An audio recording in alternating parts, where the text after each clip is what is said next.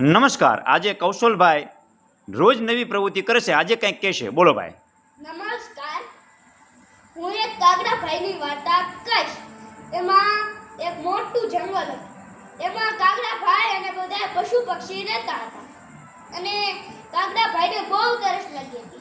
પણ એને બાજુમાં ઘડો જોયો, એમાં પાણી નીચે હતું. અને કાગડાભાઈએ વિચાર કર્યો કે હું શું કરીશ. ત્યાર પછી કાગડાભાઈને વિચાર આવ્યો. પછી પાણકા નાખ્યા, પથ્થર. પછી પાણી ઊંચું આવ્યું અને કાગડાભાઈની તરસ છુપાઈ ગઈ. શું શીખવા મળ્યા?